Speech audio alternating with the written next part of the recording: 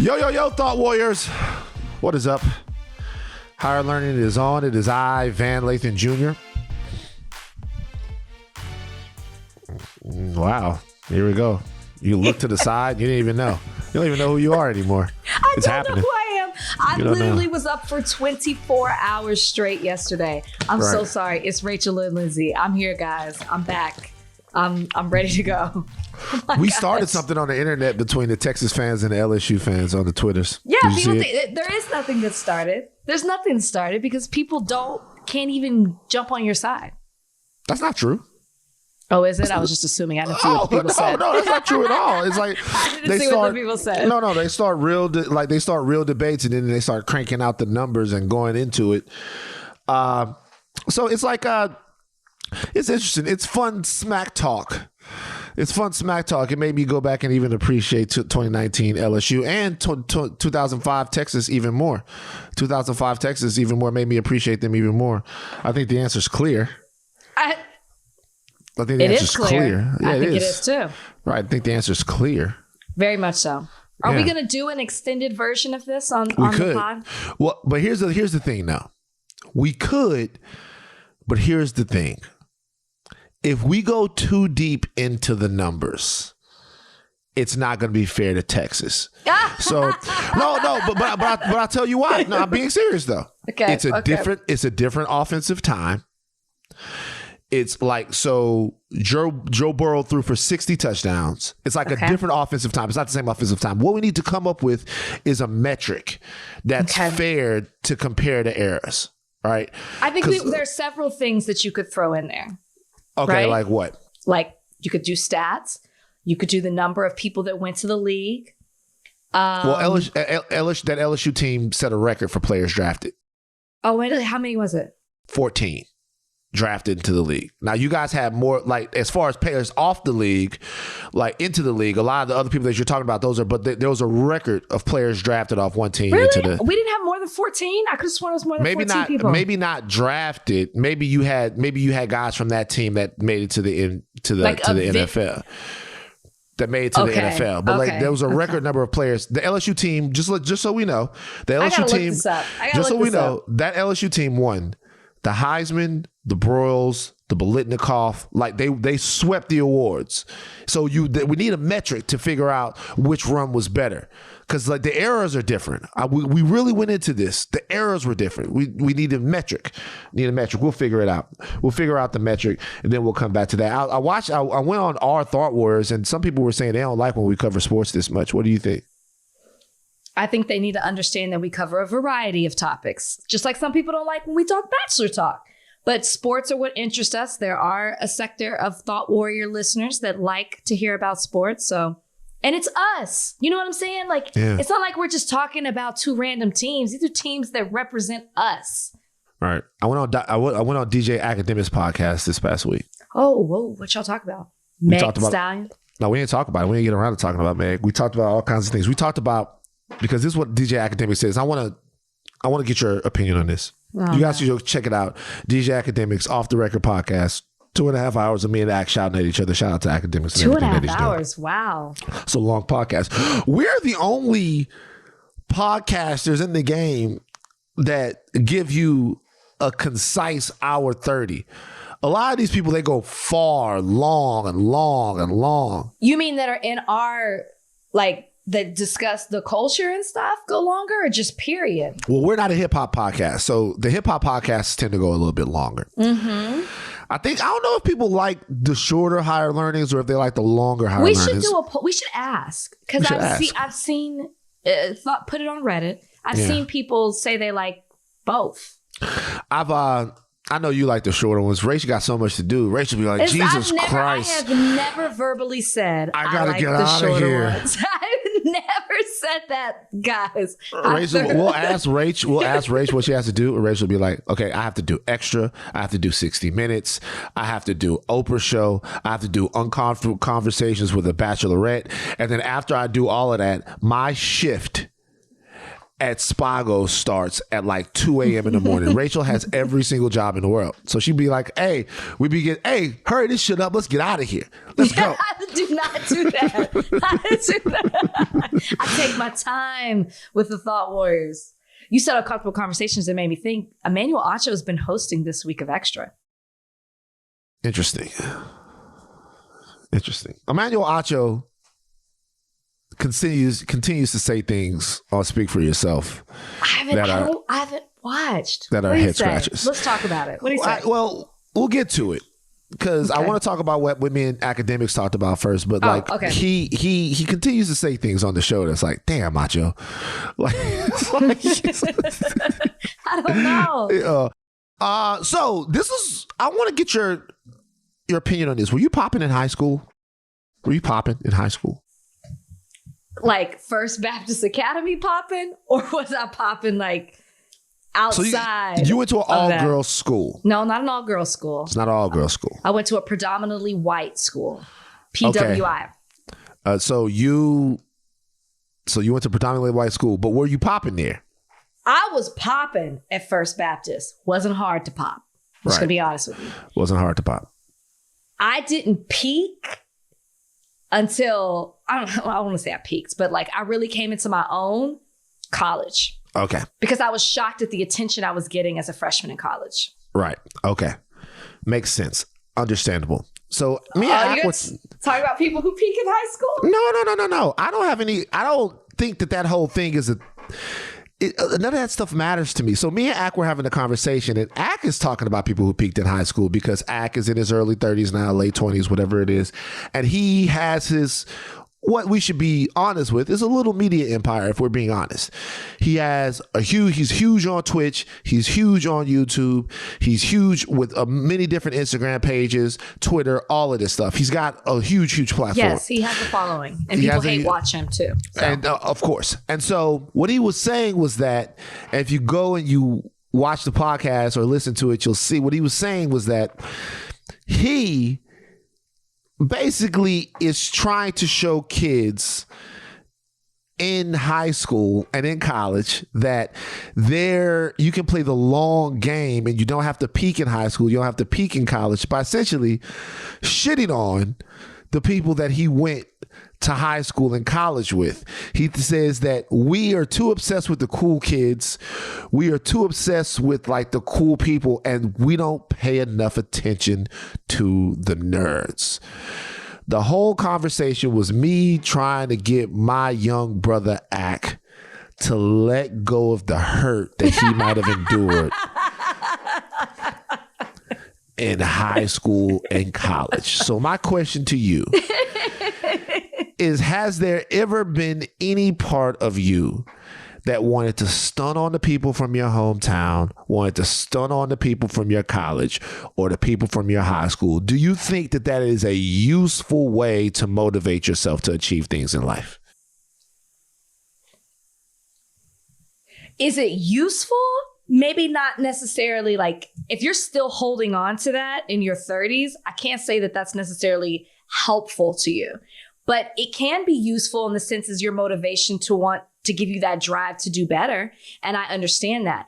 I have never felt that. Like I didn't feel that in high school. I was very popular in college. So I didn't feel like I needed to do that with whatever it is that he went through. But I think in the long run, that is unhealthy because you're still being motivated by people from 20 years ago who probably don't even care what it is that you're doing. I think that you should be motivated by self rather than getting over on the people who shitted on you when you were younger or made you feel less than. No? What's the silence for? No, the silence is because I agree. And let me tell you what happens.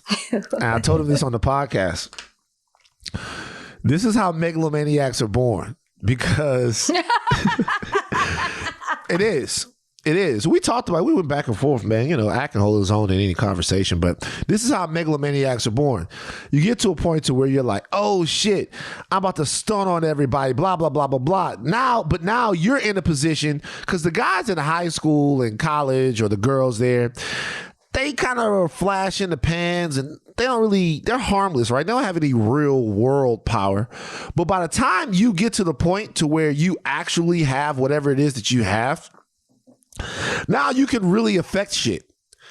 This is what happens with certain people, certain media heads, certain CEOs, certain people that get to these points. Now, even like I said on the podcast, cops that got bullied in high school, now they want to fuck with people because they have power.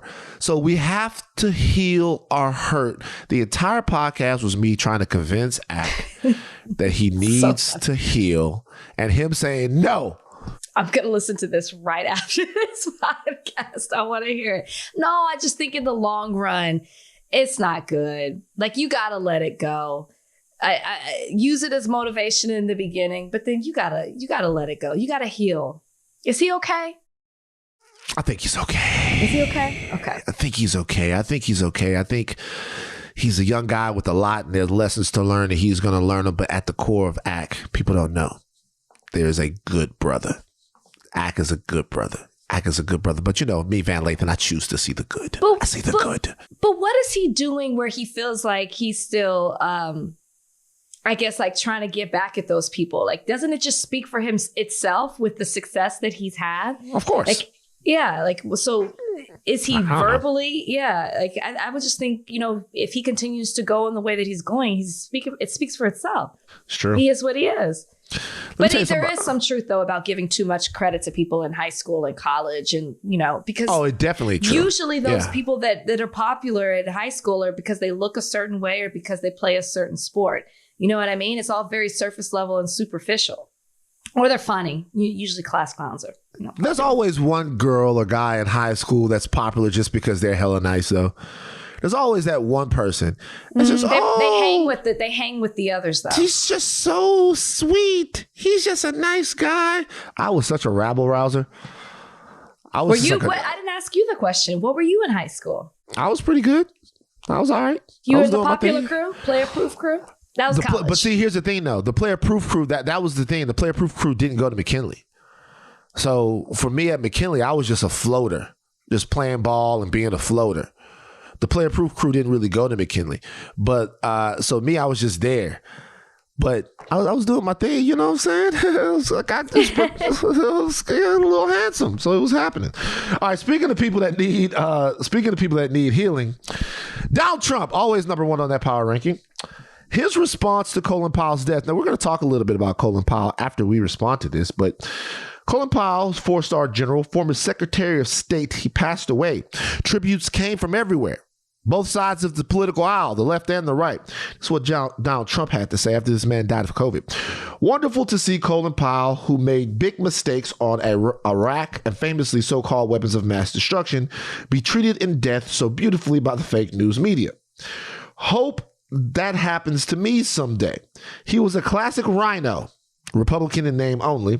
That's what rhino means. If even that, always being the first to attack other Republicans. Who does that more than Donald Trump? Anyway, he made plenty of mistakes, but anyway, may he rest in peace. We're not going to spend too much time on Donald Trump's pettiness, right? We can't, because this is not surprising or shocking or anything. Out of character. Nope. Or out of character or anything like that.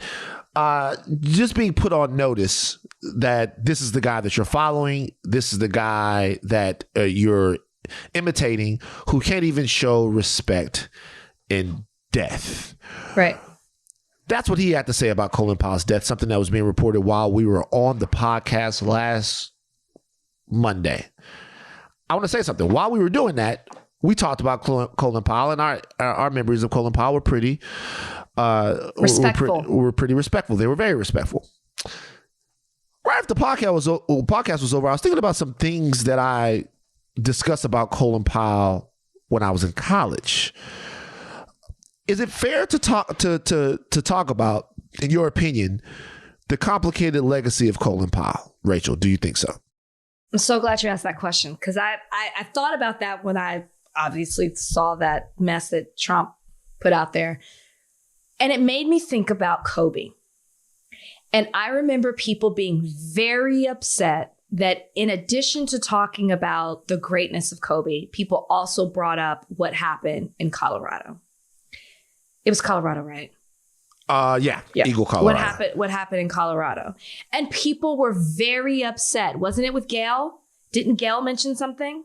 Yeah, well, they were upset with Gail, not necessarily because she mentioned something, but because of how it was mentioned. But there are people who they were upset because she talked about another side of Kobe.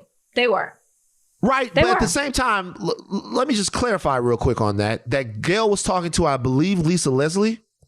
Yes, she asked Lisa Leslie the question, yes. She was asking Lisa Leslie a question, and Lisa Leslie answered the question, and then Gail asked another question, and Lisa Leslie's like, no.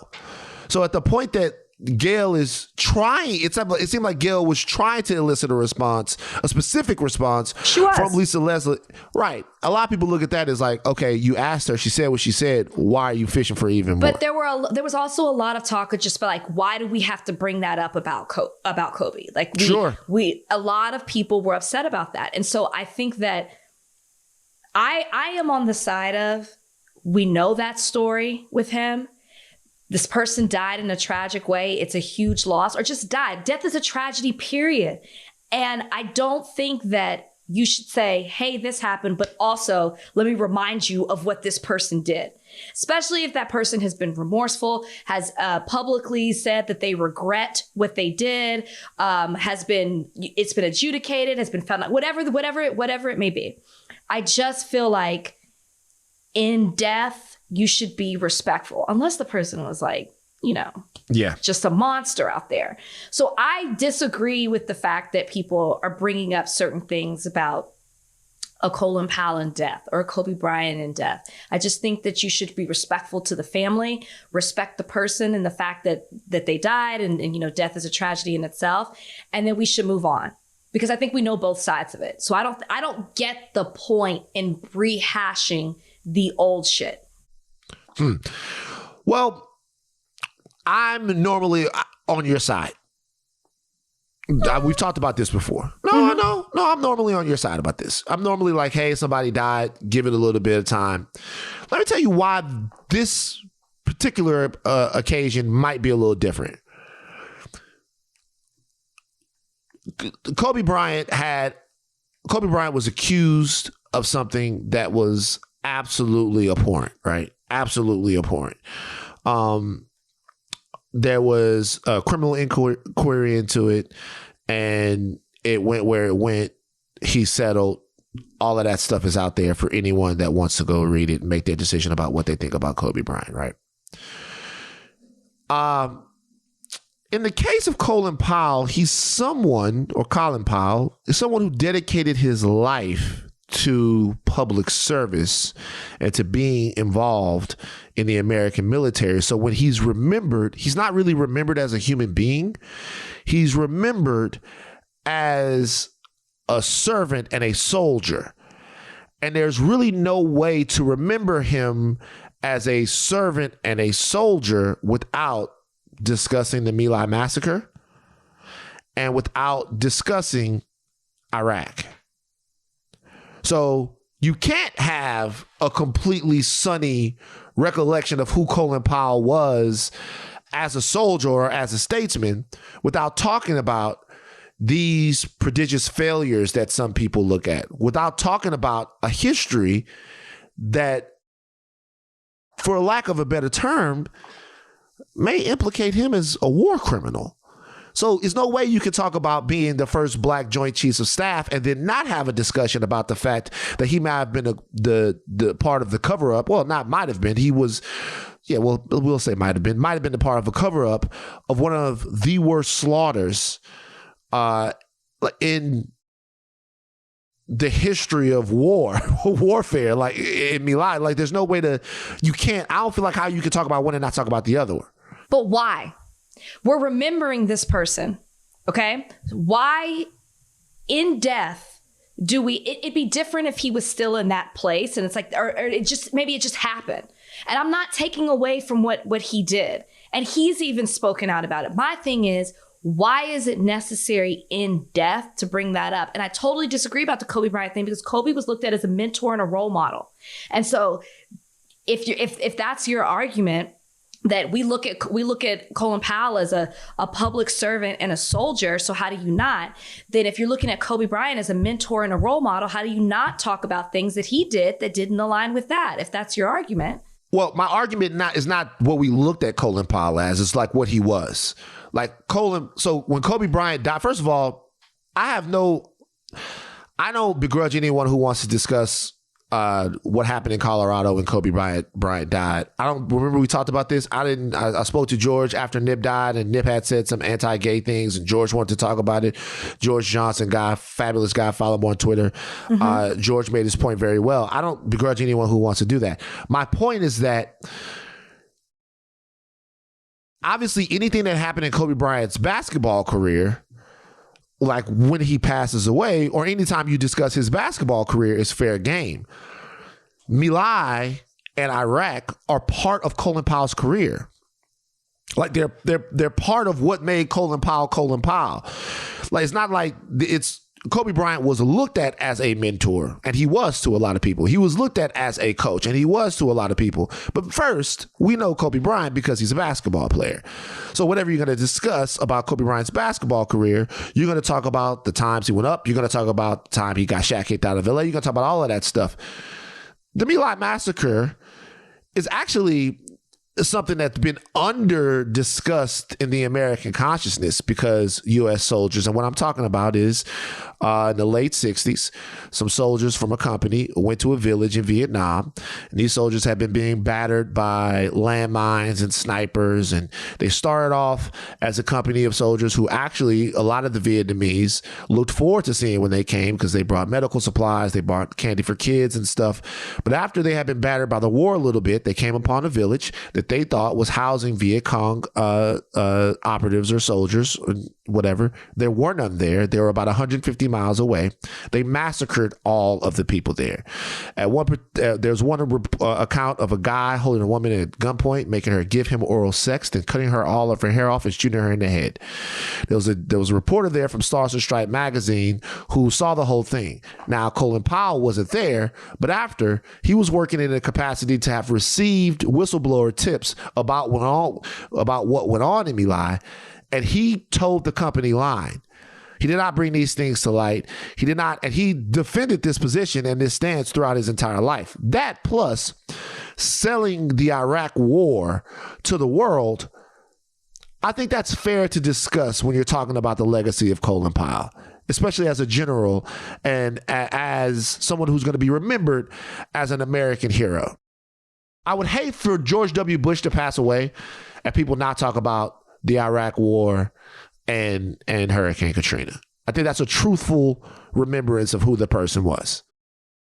I think that makes sense.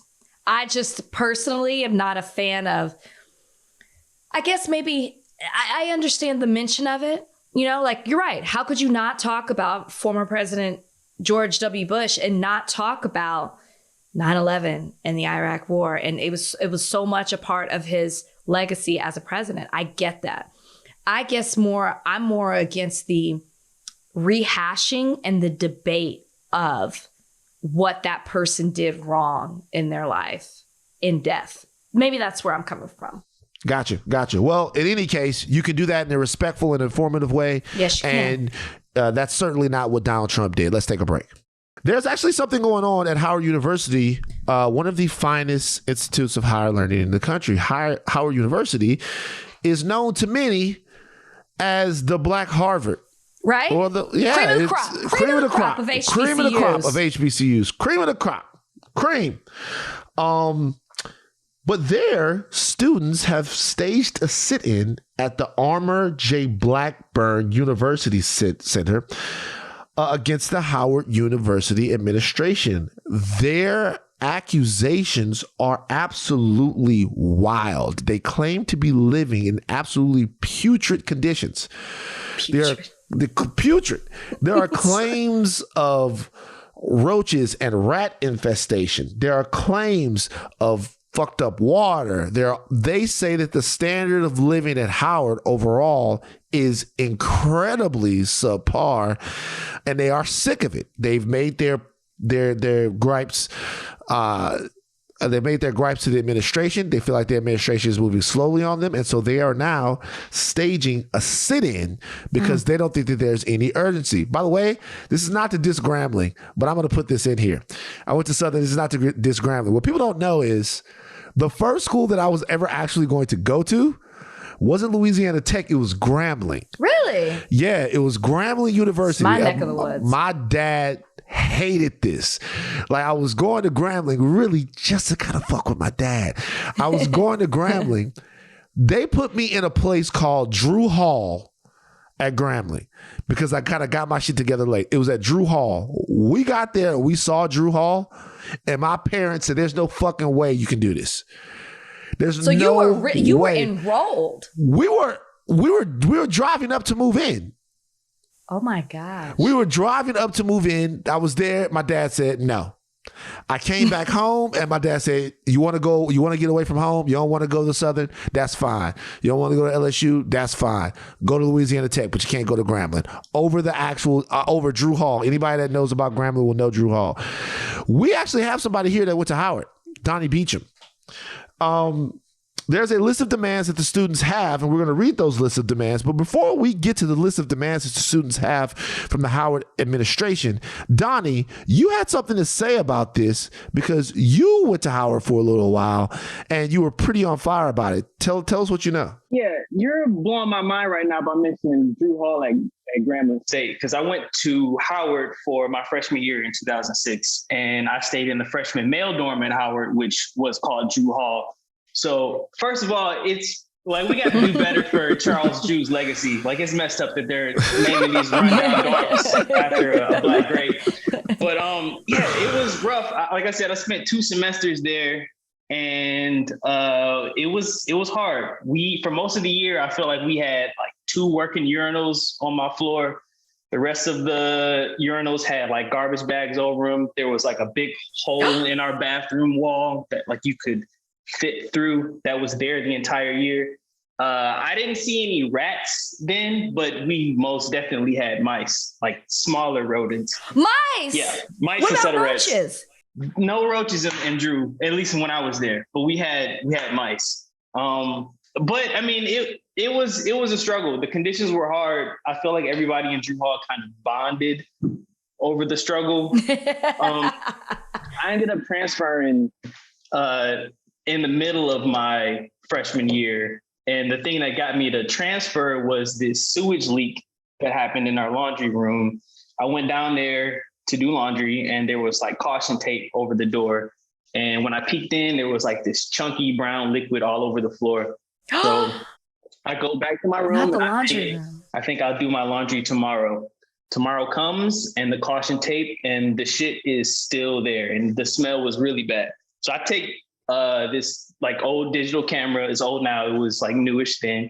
I take some pictures of the sewage. I take some pictures. I go back up to my floor is bathroom. I take pictures of the urinals and the hole. And I had a friend who wrote for the Hilltop. He wrote an article, used my Facebook pictures. And I was, after that article went live, me and my roommate, Kendall, were locked out of our room because of those pictures that I put on Facebook. And on the outside of my dorm, what? Yeah, there was a lock on our door. We couldn't get into our room. And there was like a paper, there was a Post-it on our door that said that I could get into my room once I had a meeting with the dean of residence life. So I have this meeting with the dean, and he has like my Facebook posts printed out with the comments, and he like presents them to me, and he's like, young man, this right here, this like based off of the comments and the pictures, he was like, there was caution tape. You weren't supposed to go into this. This is a closed area. This right here is libel, and libel is grounds for expulsion. So you got to take these posts off of Facebook, or else we're going to like start the process of getting you expelled from Howard University. And at this point, oh my gosh, yeah, it was crazy. Yeah. So what happened after that? What? So I was already kind of homesick, and the conditions were bad. And I'm seeing like my friends who go to University of Michigan not having these problems. And I was dating a girl at the time who went to Georgetown, and I was spending time on their campus and seeing what their campus or their dorm life is like compared to mine. And I was already feeling like transferring. So this was like that thing that pushed me over the edge and was like, you know what, I'm gonna go ahead and start that transfer process instead of fighting it out.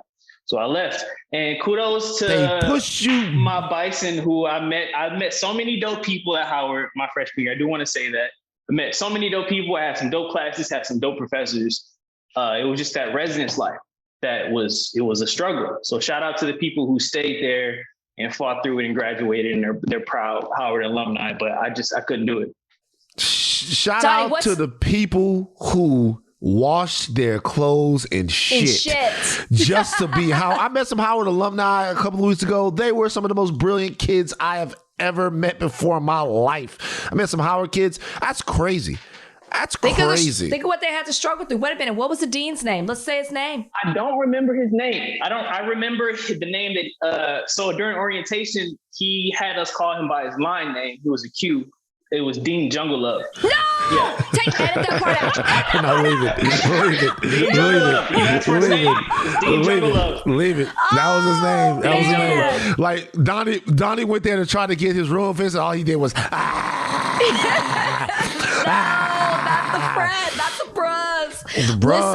The bros. Donnie, not only were you living in these terrible conditions, there was corruption on the part. They were trying to cover it up. Yeah. Now, did you, because you were kind of a whistleblower. Did you? A snitch, some would say. A snitch. Take down the photos when you left Howard? So I took down the sewage photos, but I left up the urinal photos. So I looked up my Facebook just for confirmation, because this is like 15, 14 years ago. And the urinal photo is still like deep in my Facebook. So there's a picture of the urinals with the hole in the wall above the urinals. But let's go ahead and show that. Yeah, put it up. I'd like to know if the hole's been fixed. Probably hasn't. Neither has the hole in Donnie's heart. It's terrible. All right, so these are the demands. Thank you for sharing, Donnie. Thank you for sharing. Donnie, thank you so much. # Blackburn Takeover. They've occupied there. These are the demands. Number 1, an in-person town hall with President Frederick and administration scheduled before the end of October. Number 2, reinstate all affiliate trustee positions, students, faculty, and alumni on the board of trustees with voting power. Number 3, the president and chairman of the board propose a meeting with student leadership outlining their housing plan to protect the incoming classes of Howard's immediate future. It seems as if there is an issue at Howard. And remember, the way we treat our brothers and sisters is important, not just the way the white man treats us. All right. Thank you. If these were black kids living in dorms under these conditions at PWIs, we would all be screaming our fucking heads off. Racism, systemic racism, all of that. These are black kids that are going through conditions like this at Howard University, and their voices deserve to be heard at the exact same volume. We're going to be on top of this. Donnie, thank you for sharing with us right now. Have we heard from our vice president about her alma mater? No, we haven't heard from her, period. Has she given a statement about what is happening in her alma mater? No. This is, yeah. Well, hopefully we do. Okay. We're going to take a break. When we come back, we're going to talk with the family of Julius Jones, a man who right now is awaiting justice while the threat of execution in Oklahoma looms over his head. We're going to talk to the people that are fighting to save Julius Jones's life after we come back from this break. Okay, there is a story of the utmost importance that is happening down in Oklahoma. We have alluded to this. We have told you guys that we will be covering this. It is a story of a black man who is seeking justice. His name is Julius Jones. He is seeking justice for what he and a lot of people say is a wrongful conviction in 1999 of murder. He's currently on death row, and the time is ticking. We wanted to bring this issue to the forefront here on Higher Learning. And to do so, we are joined by Antoinette Jones, who is Julius Jones's sister, and by Keith Jossell, who is the spiritual advisor and a pastor in the Oklahoma City area, and someone who is working very fervently to try to bring justice to Julius Jones, or get justice for Julius Jones, should I say. First of all, thank you both for joining us on Higher Learning in what must be a very, very trying time. Hey, glad to be here. Okay, so my first question is, there's been a significant amount of coverage of this story. You've seen people talk about it everywhere. I've seen it on Dr. Oz. I've seen James Corden talk about it. And most recently, of course, Kim Kardashian has brought it up. But to somebody that had never heard the name Julius Jones before, didn't know the ins and outs of the case as me and Rachel might, lay out what exactly happened back in 1999. Why you feel like Julius is innocent and what has to be done. Just give us the whole big thing in one big ball of wax. Who wants to go? I'm not sure who's comfortable with doing that. Which one of you guys wants to just educate people on what's happening in Oklahoma City? 1999, an Edmond, Oklahoma businessman, Paul Powell, was gunned down in a carjacking that took place at his parents' home. That evening, that transpired, Julius was actually at home with his family. They were actually seeing the news about the murder as they were together. It was a very vivid and memorable evening for the Jones family, because Julius had just had his birthday 2 days earlier, gotten a fresh cut, and Antoinette, his baby sister right here, at the age of 13 years old, was a little bit rebellious and kind of got into his cookie cake. And, Julius was upset, and he was waiting for his mom to get home to be able to tell her about what his family what his sister and brother had done in regards to his cookie cake. So the details of that evening are his family. There was a trial. There were two witnesses, a co-defendant and another individual. What we found out later, not then in 1999, is that those two individuals were government informants. And Christopher Jordan, who was the primary witness against Julius, who has testified or has actually admitted many times that he was actually the murderer of Paul Powell and framed Julius, he was the primary witness against Julius. He was given a 30-year sentence, but promised figures for testifying against Julius.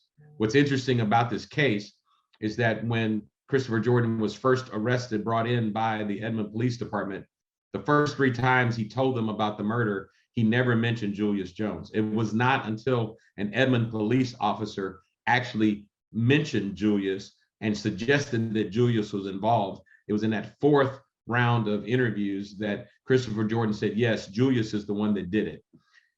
He went on and testified against Julius. There was another individual that was a government witness that testified against Julius. He had just been arrested. This was a 3 strikes you're out kind of situation for him. He was going to be going to prison for 20 years. He testified against Julius, and his case went away. He never went to prison. By the time that it was time for the defender case, an individual who had been appointed to represent Julius basically just stood up and said the defense rests.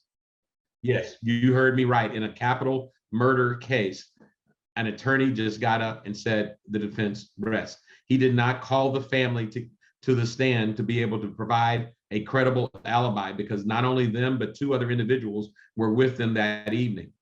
Not only did he not do that, he did not challenge the only eyewitness testimony of the murder. It was the sister of Paul Powell who said that the individual that murdered her brother had hair coming down out of the back, from the back of his cap that he was wearing. Julius, remember I told you, had gotten a fresh cut for his birthday. His hair was kind of like mine, and there's no hair to come out underneath his cap. But for Christopher Jordan, he had cornrows that were hanging out, braids that were hanging out the back of his cap. He also fit the physical description of what she described, and Julius did not. None of that was challenged in the case. And then the judge basically said, because the defense did not present a case, then Julius must have been guilty. So fast forward, we have gone through multiple appellate hearings where they were considering information, but instead of considering the information on merit, they considered it on procedure. In other words, the information either was not presented in a timely enough manner for them to consider, or they made the conclusion amongst themselves that, yeah, that's not right, but I don't know if that would have changed the decision of the jury, so therefore we're not going to consider it. So now where we've been for the last 15 months is that the Attorney General 15 months ago indicated that Julius, any death row inmate, would have the right to a commutation hearing. And so we started on this path to have a commutation hearing. We finally had one in early 2021. We had stage 1 that then allowed us to be able to move to a stage 2 hearing that happened, we thought was going to happen in June, but they pushed it back to September. In between all of this, we've had many attempts by the district attorney and the attorney general to try to change the rules of the game, including removing pardon and parole board members that they thought would actually vote against what they want the outcome to be. And so on September 13th, after many attempts in illegal proceedings to try to disrupt the pardon and parole board, they finally met on September 13th, and they voted 3-1 for life with the possibility of parole based on the evidence that was presented. This was the first time that Julius's team was able to actually present evidence that supported his innocence in this case.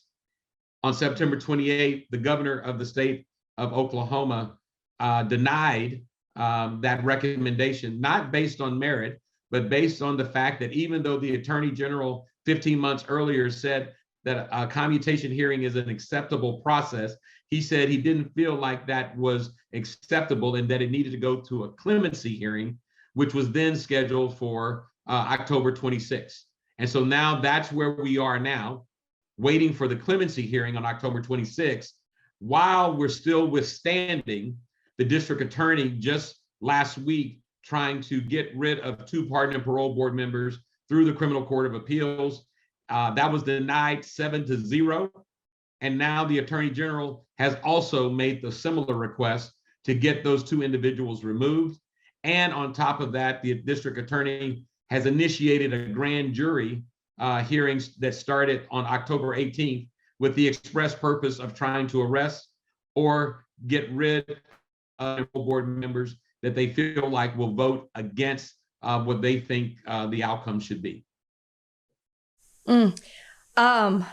I think we have Antoinette. Thank you for explaining that so thoroughly for us. I think you have my sister, Tiffany Crutcher. Oh, wow. Hi, Tiffany. Hi, how are you all? Very good. Very good. Thank you so much. And Antoinette is back. Oh, she's back. Okay. Oh, so we got the whole family. I love this. Okay, Rachel, did you? Yeah, jump in. I have a question, but I want Antoinette to speak on this as well. And I mean, I guess we could get started, Okay, there we go. Hi, Antoinette. Welcome back. The question I want to ask is, unfortunately, for many of us, this is the first time we are meeting Julius Jones. And I would love if you could tell us what kind of man and person he is outside of what we're learning about the case. So Julius has always been like my greatest supporter. He's always been like my top fan. He's a phenomenal human being. He's a genius. He's well taught. Like, he teaches himself things that he couldn't do. Like, we joked about it and used to call him the tracing king because he couldn't draw. He couldn't draw to save his life. So my oldest brother is really good at drawing, and I'm okay. But he taught himself how to draw. Like he draws these little cartoons on like different cards. He creates cards to send to people. I don't know if he's been doing it recently because he's having issues with his hands. But he is a young man that loves for people to have fun, and he doesn't like drama. So wherever we go, he's always like he's like the life of the party, but he's also like that person that just wants to make sure everybody's good, they're doing good. If they don't have something, he wants to give it to them. He is a person that likes to push you to do the best that you can do. If there are any weaknesses that you have, like as far as like sports and things like that, he always worked with me, and it didn't seem like it was practice. It didn't seem like it was training. He made it fun. He's also a person that think like he made me think I had my own independence one time when I was not 13, when I was like 10 or 11. It was like the fair time. And so he was like, now I'm gonna let you go hang out with your friends. You know what I'm saying? Be independent. Don't get in trouble. And we're gonna meet back at this particular place. And so I was like, yeah, I get to hang with my friends. So occasionally I would look up and I would see my brother like in the view, not too far away. And I was like, man, he watching me. So, but he let me enjoy myself and have fun. And he wasn't like overly crowded, but he's always that person that's watching. He's always that person. Like if I had a game and I wasn't really like pushing myself, he would like, hey, you know, you got this in you. You know what dad taught us, go get it. And he was like, he would tell me like certain things, like quit being nice on the court. Cause he's a nice person. Like he's very kind, sensitive, but on the court, on the football field, he don't play no games. He don't play no games. I'm not trying to like boast him, but he was a phenomenal athlete. Baseball, track, football, basketball. I'm not saying he was the best, but like he was very impactful on both sides of the court, on offense and defense. He's smart. He remembers what he reads. I don't want to get it wrong. So he's photogenic, if I'm not mistaken. He's really good at math, like both of my parents are. Both of my parents are exceptional mathematicians. I didn't get that, by the way, at all. I didn't get that. I'm just the little average little baby Jones. But Julius he is such a light. He's always impactful. His spirit is just so uplifting and impactful. Like we'll be going to the prisons on Sundays to go visit him, and he's encouraging us. And I'm like, bro, how are you doing? He said, I'm all right. It's go time. It's time for us to go. It's like we in the finals, and I'm ready. I'm ready to play the greatest player ever. So let's talk a little bit about something that you alluded to, Antoinette. So when people leave this podcast, they're going to go look up the story of Julius Jones, and they're going to ask the questions. What led to the conviction? We know the holes in the prosecution's case. What evidence did the prosecution actually have that they based their case on, besides the testimony of the guys that you're talking about? And how is that ringing untrue to the general public? Why does everyone look at this case and go, this is something where justice was not served? Tiffany, if you want to jump in and maybe help us out with that too. So first, you have two known informants on Julius's case. Julius was not convicted off of DNA findings. He was not convicted off of the description of the shooter. So you have hearsay. He was convicted off of hearsay. Just to be honest with you, he was convicted off of hearsay. So he didn't have experienced counsel. So he had a public defender that had never tried a capital murder case before, let alone a murder case before. That's important. You must have experienced counsel. You must have adequate counsel, to keep yourself from getting on death row. How many white people how many white males do we know that got the death penalty given to them early on in a case? We don't know that many. Right.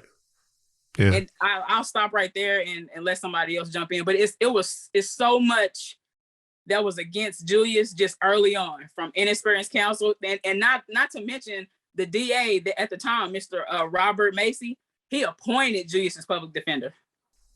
If I'm not mistaken, in the amendments, we're supposed to enjoy a proper defense, right? Right, of course. We're supposed to have a jury of peers, right? Right. Julius did not have a jury of peers. So for all those saying that he had a jury of peers, he had 11 white people and 1 black person. That is not a jury of peers. He didn't have due process. See, it's things like that. And I'll stop and let somebody else. You know, I'm just sitting here, you know, I am my sister's keeper. I'm Tiffany Crutcher, and I've been, I'm a healthcare provider turned activist. I came back to Oklahoma from Montgomery, Alabama, when my twin brother, Terrence Crutcher, was actually executed by the state of Oklahoma by a Tulsa, Oklahoma police officer named Betty Shelby. And this case really spoke to me. I realized that I can't bring Terrence back, but I knew that I had to get on the ground and stand in solidarity with my sister and fight like hell to make sure that the same state that executed Terrence Crutcher didn't execute Antoinette's brother. He is my brother too. And so this is classical Oklahoma. We are dealing with all things injustice. We are dealing with a system that's never really treated Black people right. We know that across the country. Oklahoma is the microcosm, but when we date back to the 1921 Tulsa Race Massacre, they sanctioned the violence. They sanctioned the violence against my twin brother. Now they're trying to do it, the system against Julius Jones. The evidence is clear and convincing. There's an alibi. The actual killer turned state's evidence, and we still have an execution date. It wouldn't happen if it was a white man. We are the #1 incarcerator in the world. The governor just signed an anti-protest bill into law. He signed a critical race theory bill into law, which is a censorship bill. And now they're trying to censor us to be quiet about Julius Jones, the DA, the attorney general. I mean, there is so much public corruption going on in this case. And the fact that his own appointees to the Pardon and Parole Board made the recommendation to commute his sentence and he rejected it says a lot about what's going on in the state of Oklahoma. And so we are on the ground doing everything that we can to make them hear us, but we just need more people in the state of Oklahoma screaming Julius Jones so we can save this man's life, and not only save his life, but free him, because he is innocent and he deserves to be at home with his family. And that's why we're here and we're not going anywhere. That's right. One of the things, and Minister Jossell, you mentioned this, I want to know where we are right now with Julius's case. Like what's coming up. We definitely want to get into what we can do, but where are we right now? Because something that you mentioned when you were explaining, what has happened over the last 20 plus years is that just recently you all were able to present evidence on Julius's behalf for the first time in over 20 years. So where are we right now? Who's joined the case to help? And what are the upcoming hearings or events that are leading up to that date? So Julius has an amazing legal team. I wish that he had this legal team 22 years ago, because we wouldn't be having this conversation with you right now. When they presented the case at the commutation hearing on September 13th, they actually proved to the question you were asking earlier, Van, that this was just a house of cards. They took a bunch of innuendos, they took a bunch of presumptions, and they laced them all together, and they created a narrative that Julius was a convicted killer, that he was a thug, that he was a gang member, that he was all of these horrible things, that had done this horrible thing to this man, Paul Howell.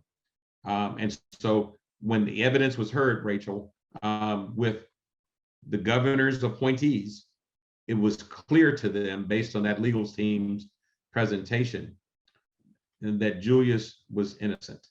And that's why they made the recommendation of life with the possibility of parole. Now that that's been denied, there is a lot of taking place behind the scenes trying to get that pardon and parole board dismembered so that they can replace them with others that might vote the way they want them to vote. It is a travesty that we have a pardon and parole board in place that was appointed by this governor, and this state is trying to change the members on the seat because they don't want the case, they don't want the recommendation to come back again on October 26th that they received on September 13th, because it might look strange. It already looks strange because the vast majority of the time, 95, 98% of the time, the governor always accepts the recommendation of his own pardon and parole board. But that didn't happen on September 13th. And so now, by actually trying to change the members on the pardon and parole board to have a different recommendation, the governor doesn't want to be in a position again where he is going against what his pardon and parole board recommends. And so here we are on this Tuesday, getting ready to have this October 26th hearing. What's important for you to know is that according to what the state calls it, Julius is on death watch right now. He went on death watch Thursday, October 14th. And what that means is they took him out of his death row cell and they put him in the death row chambers, the cells right next to the execution chamber. On the 14th, they asked him what did he want as his final meal. They asked him who did he want to be there when they execute him with the lethal injection. They asked him what did he want done with his remains. And then in this dehumanizing chambers where he has lights on him 24/7. This is like POW terrorisms that we're doing to American citizens in our own justice system. And he has to put covers over his head to be able to sleep at night. He has 2 guards that are watching him at all times, and they're expecting him to be of sound mind and strong physical body when he comes before them on the 26th of October to be able to testify and be interrogated by members of the pardon and parole board as he is speaking for his life and his freedom. And so that's where we are right now. This is America. Right here in Oklahoma, this is America. We're not doing this to an Afghan rebel. We're not doing this to a Russian spy. We are doing this to a Black man in Oklahoma. And I want you to know, Rachel, after I say that, that Julius is ready. Julius, being a state champion in football and basketball, as I talked to him this morning, he said, hey, this is why you go through 3-a-days when you're in football training. This is why you do the 2-a-days in basketball. You want it to be so difficult and so challenging that when you actually get in front of the game and you face the opposition, that you're able to overcome and excel. And I plan to go get it. I plan to go get my freedom. And no matter what they do to me, I am preparing myself. So he spends 19, 18 hours a day right now just preparing for the opportunity to speak for himself on Tuesday, October 26th. The governor in this situation seems to be going through or going to an extreme limit to execute this brother. What is the political reason? What is the reason why in this particular case is it so important for the governor and the government there in Oklahoma to put Julius to death? What kind of people are we dealing with here? What are we, for the people that are looking at this, they're thinking justice demands that a man's case be heard and he be given the opportunity, every opportunity to preserve his life. Why are they doing this? So actually it's the district attorney, not the district attorney. Oh, the district attorney. I'm sorry. Attorney. So him coming the way he's been coming, it feels very personal. I don't even know this man. I don't know this man personally. I don't think my brother does, none of my parents. We don't understand why he's coming so hard. Like, it seems like he's trying to cover something up.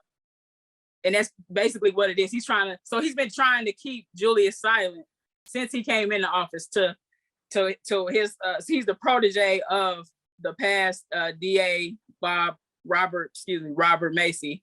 So all I can say is he's either trying to protect his image, which I don't understand why, because out of the 54 cases that Mr. Robert Macy had, 33% of those cases were overturned because of prosecutorial misconduct. And that's just the beginning of why they were overturned. Then you have the two informants that Julius had in his case. You had Kermit Lottie, you had Ladell King. Those are two known informants. And also, out of the 10 people that have been, I think since 1970, out of the 10 people that have been exonerated off of Oklahoma's death row, Paris Powell's case, Kermit Lottie was a part of the reason why Paris Powell was convicted in the first place. So you take that into account. Julius has two informants, not one. He has two known informants that don't go do time.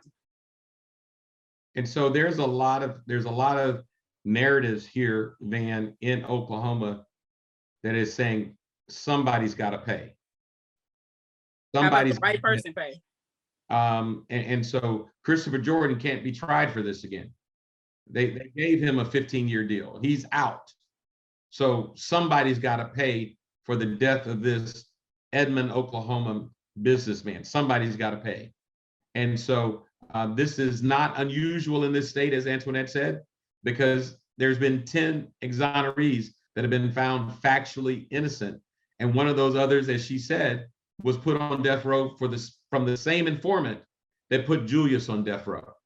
And it was found to be that he was lying about his testimony in regards to that individual. You should also know there have been 4 inmates in prison who have come forward with sworn attestations saying that Christopher Jordan admitted that Julius was not there and that he framed him for the murder and that he did it. Yeah. Those individuals don't met Julius. They don't know each other.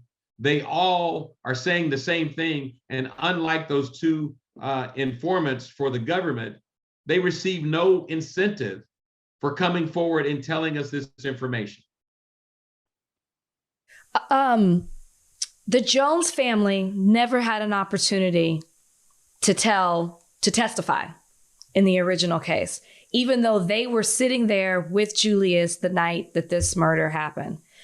Will they have a chance to speak? And maybe they have already, and I missed that, because I know that, you know, the Howe family has, and the sister who's the eyewitness.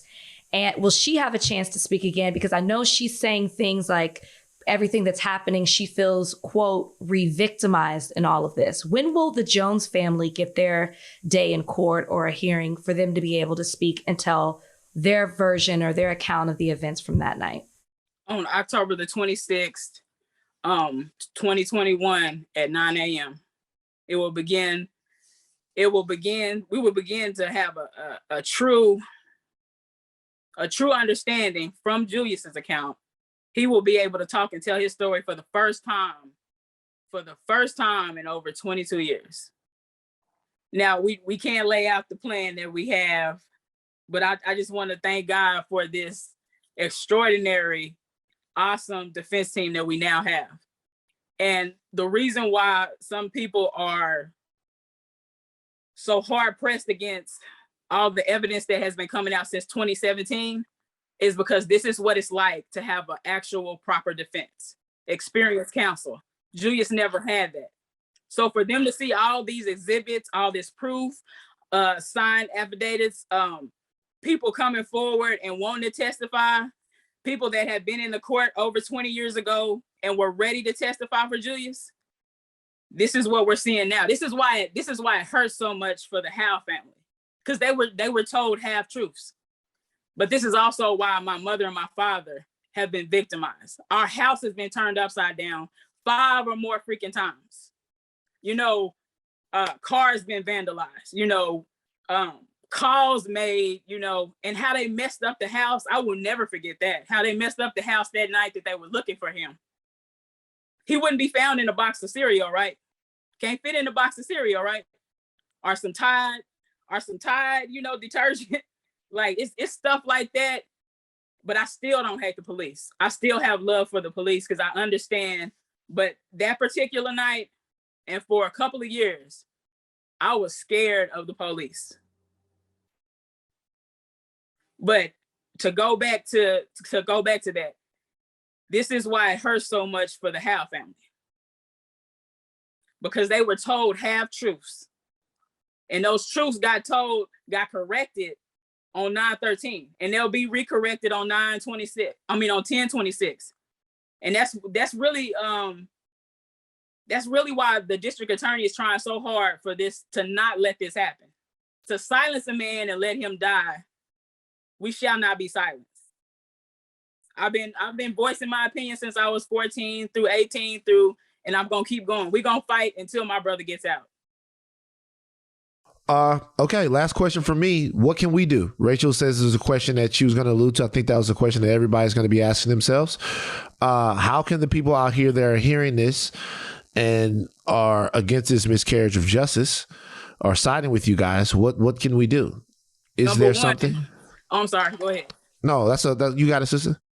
So number one, I would ask people to continue to visit justiceforjuliusjones.com and take action on the action steps.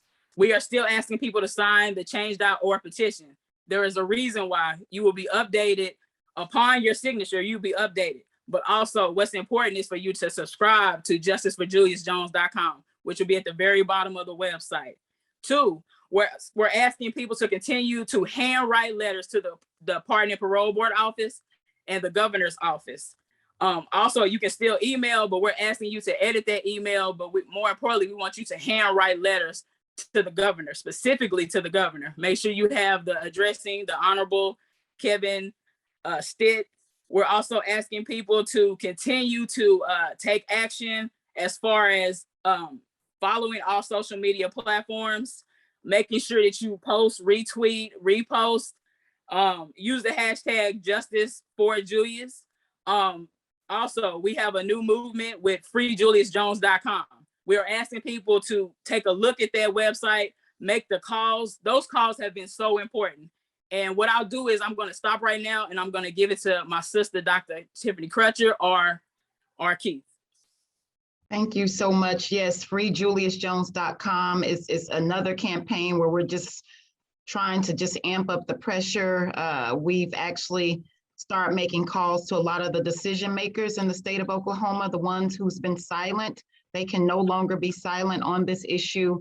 We're asking them to call the governor if they have influence with him. We're also, camping out across the street at the governor's house. When Julius went on death watch, we went on death watch with him. We want him to know that we're in solidarity with his mind, body, and soul, and we are camping out across the street at the governor's house 24/7 all the way until we get him out. And so there's so many action steps. Again, freejuliusjones.com. We were just on ground in Oklahoma City, marching through the city of OKC, letting our voices be heard. And so we need everybody to make calls. If you're in the state of Oklahoma, 405 area code 580-918. They need to hear from you. The governor needs to hear from you.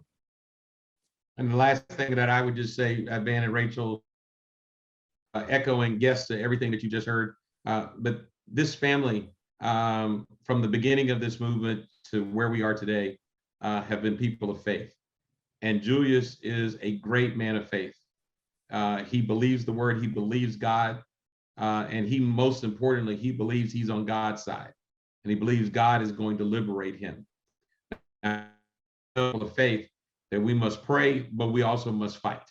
They are not incompatible with each other. So we are asking everybody to continue. If you haven't, start praying. If you have been, continue to pray, because we do believe that we're on God's side and that God intends to liberate Julius. Now, as Julius and I talked about this morning, it feels right now in the state of Oklahoma that we are 2 touchdowns behind with 7 minutes left in the fourth quarter, and it doesn't look good for us.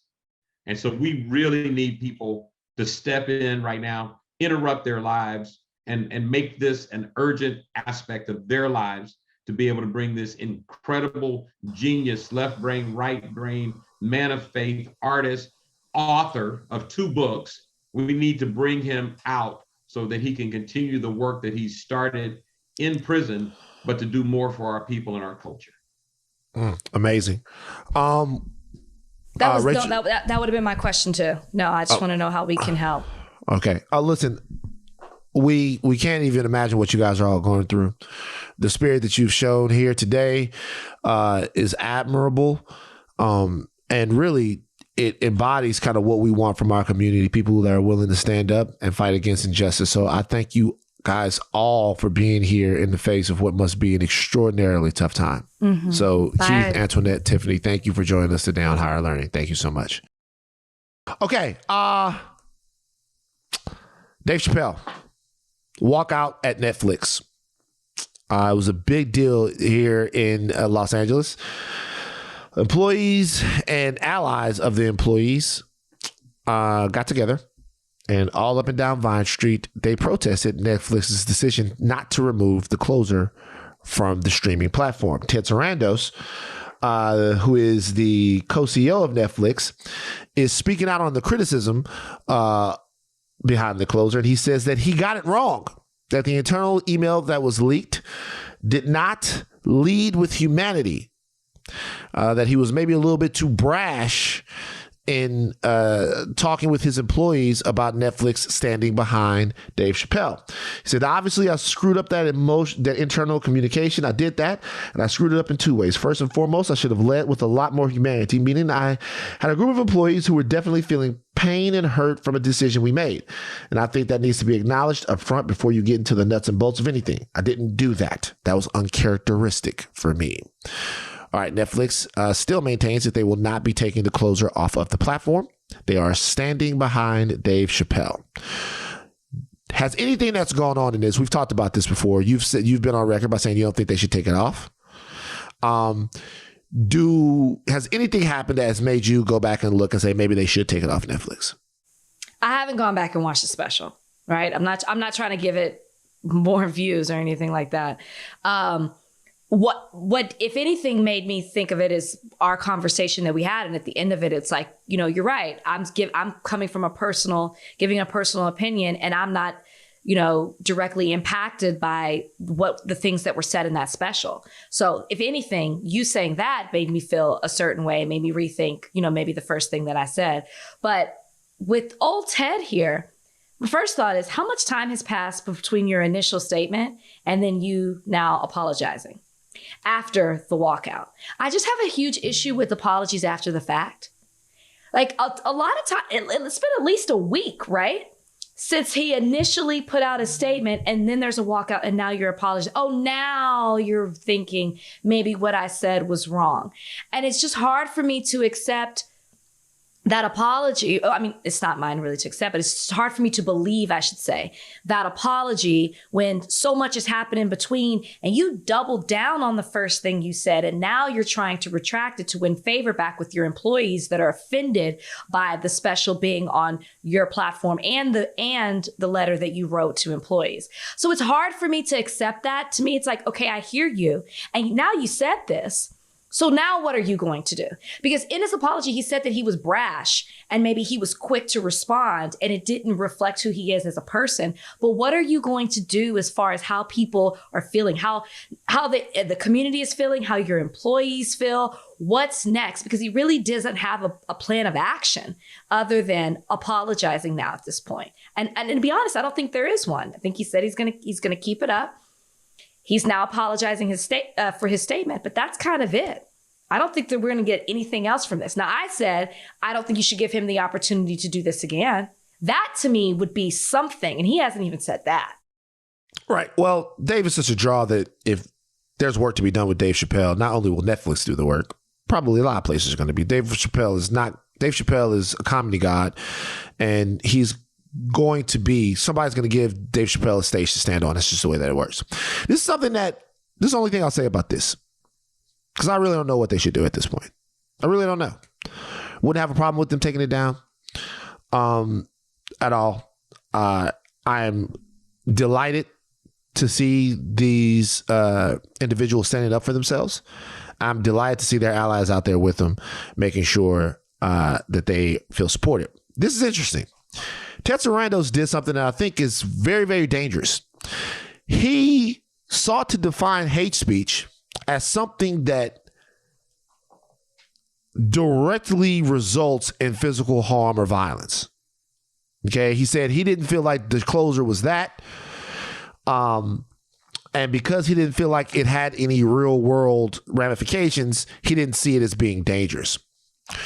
So two things about that. Obviously, that's bullshit. Obviously, normalizing ideas that are hurtful or harmful to any group of people dehumanizes them in a way that then makes it easier for them to be taken advantage of or hurt. We don't even have to talk about that, right? Obviously our societal ideas and our norms, once something's normalized, it's easier to take advantage of somebody, right?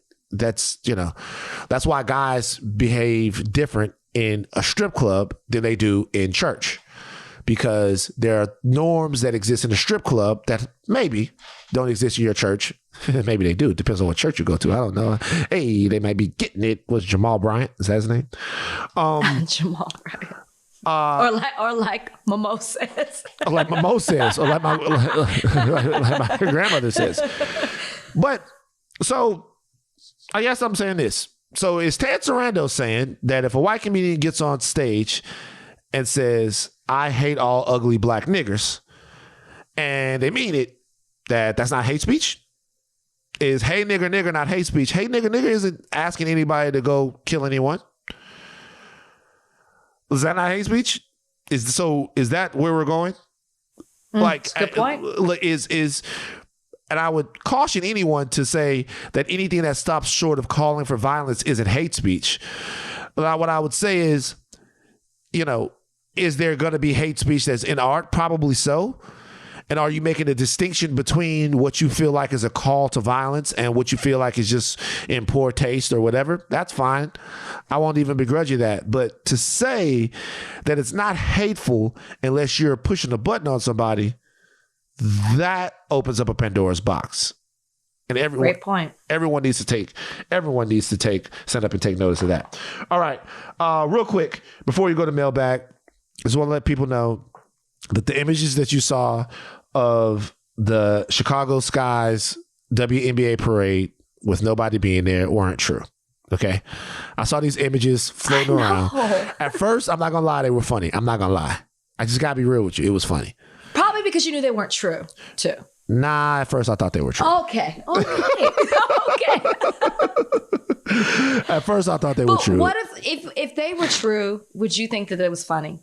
Would you have laughed knowing that nobody showed up to the W? Because that's what the images are. Explain the images. Explain. You would have laughed. So the image showed two floats going by. No. Two caravans of people being on the thing going by of the WNBA of the Chicago Skies parade and nobody being out there. It was going around like this many people showed up. There were other places, other points where there are tons of people. That's not what happened. It's been debunked. But if I would have laughed.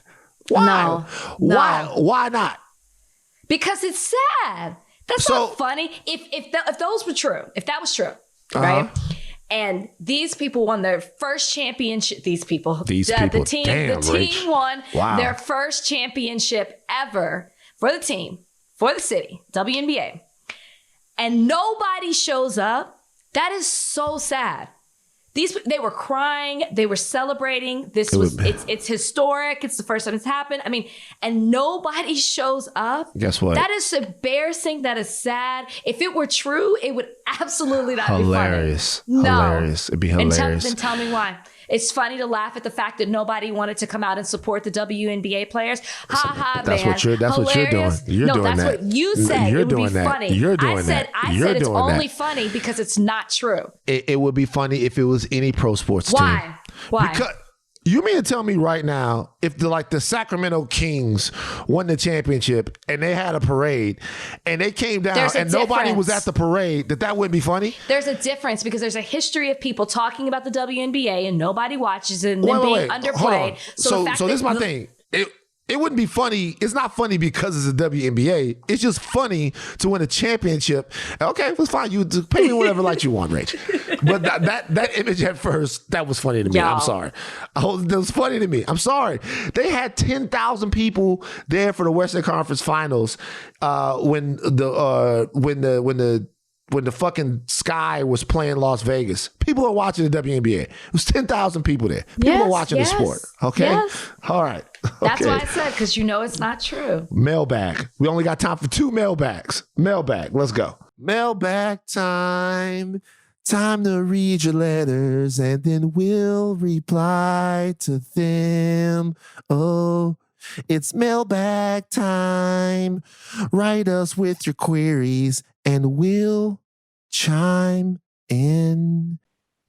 Ooh, only 2. Okay, wait, let me pick the best ones. Okay, this is from Rachel Jossell. What is your go-to drink when going out, and what is your favorite drink when staying in? My go-to drink for going out is a pina colada. Woo! I can't wait till the next time we go on vacation or we go anywhere. If they served a pina colada at a nightclub, I would get a pina colada if they served it. Van, no. Pina colada. Okay, so my favorite drink is, when I go out, is all of them. Whatever you're putting in front of me, I'm taking it back. Rich likes to do it. Shots. Mixers. Mm-hmm. Wine. At home, I just like to. At home, I like to get a little reposado and coke, reposado and club soda. Woo! I'm into it now. I want a pina colada. Pina coladas this weekend. Reposado, really? You drink it like that at home? For me, it's a glass of wine. Glass of wine. Okay, cool. All right, last question. Last mailbag question. Let's go. This is from John Jacobs. Would you rather meet your great-great-grandparents or your great-great-grandchildren? It's a great question. It's by far the great-great-grandchildren. It's not even close. I was going to say the great-great-grandparents. No. I was like, yeah, you're right. Not even. What? No, it's by far the grandchildren. Because you got to think about, when would your great-great-grandparents have been alive?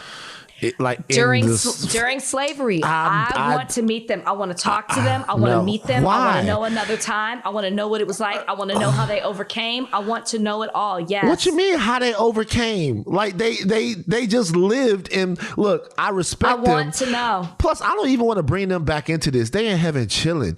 Like with the great-great-grandchildren, that could be a lit party if the earth is still intact, which it probably won't be. But that could be a lit party. That could be holograms, and they're telling me about all kinds of new shit and stars and quasars and shit. Great-great-grandparents. I want the history. I want the history. Half of the great-great. I just knew we were going to be on the same page. Half of the great-great-grandparents, they're just going to be looking at you and crying.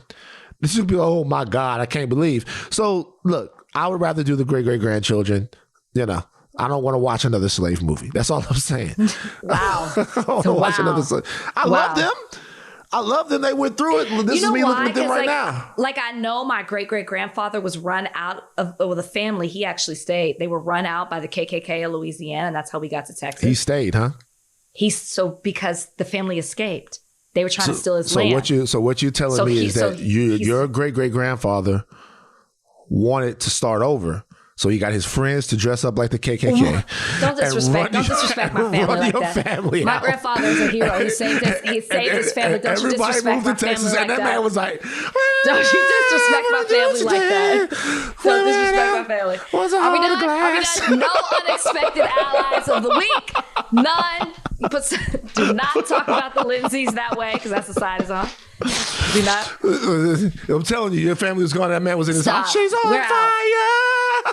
All right. Chasing fire? Oh my gosh. I can't even. Take your caps off. But don't stop learning. I want to play something for you. Junior. What? I'm Rachel and Lindsay. We're going to go out on this. Woo! This goes out to the judge. Turning 70. October 16th. Oh! The man. Just a kid. This message is from your girls. They say, put some woos mixed into the message. Now that Sam is turning 70, you need to step up his fashion game. Well, you've come to the right guy, Judge. It's a nature boy. The diamond ring wearing, Rolex wearing, limousine driving, woo, jet flying, son of a gun. Just like you, Judge, even a couple years older, is still kissing all the girls and making them cry. That's what we do. Ric Flair. Ric Flair. I Ric mean, Flair. not the best news surrounding him at the moment, but you know, It's Ric Flair. It's Ric Flair. It's All Ric Flair. Peace, All guys. right.